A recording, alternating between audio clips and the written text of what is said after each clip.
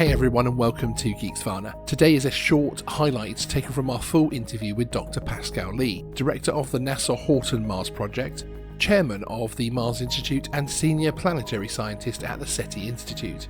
In this clip, we discuss the smart glove being developed for a future manned trip to Mars. To watch the interview in full, click on the link in the description. Geeksvana is your drone channel. I noticed in the test video there was the concept of the fetch was being tested as well, so that the drone could go to that ATV. Perhaps if you're in a hole or something and you think, okay, I need this piece of equipment and it's on the ATV.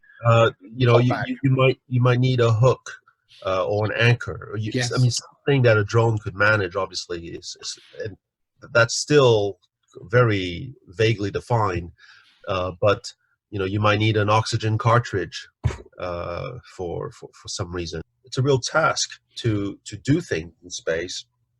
Astronauts who go about repairing satellites or space station parts have tools that are designed to require minimal finger pressure. And, okay, that makes complete sense. Arm motions.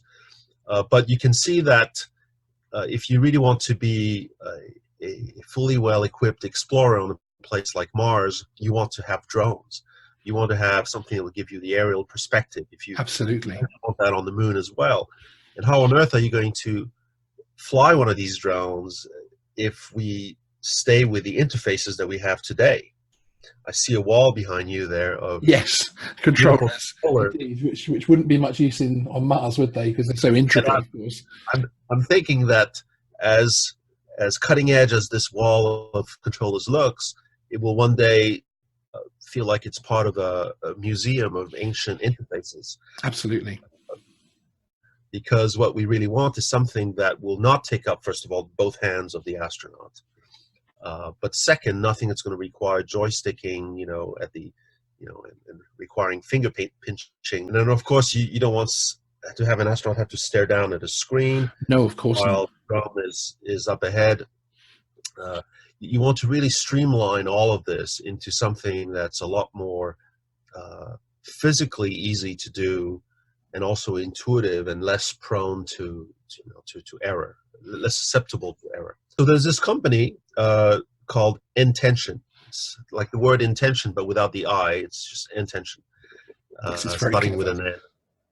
And Intention is this startup that was started up by students engineering students at NTNU. They've designed this glove as one of their first intuitive interfaces to not just fly drones, which is what they advertise, of course, but also to play music.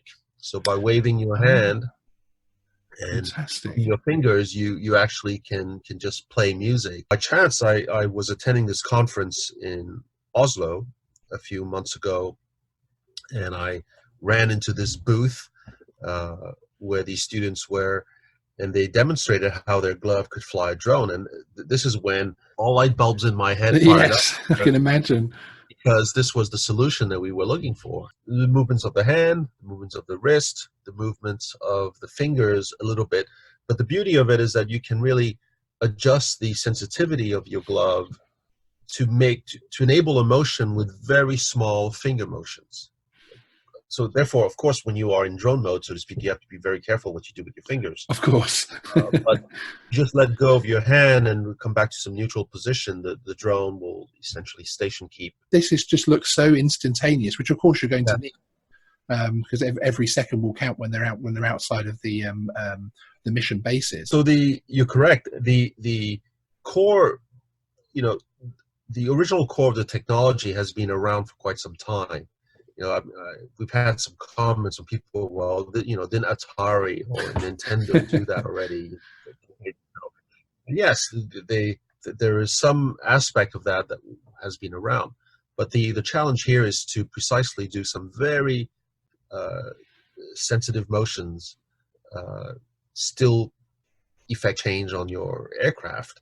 And of course, do that in real time with with fast computing happening as well. The interface itself, the VR goggles, we're unlikely to keep the goggles in the spacesuit ultimately. We think that what we will have is is some sort of a heads-up display inside the helmet visor. The upcoming mission to Mars, Mars 2020, is taking a drone for the first time. There'll be a little helicopter on this rover.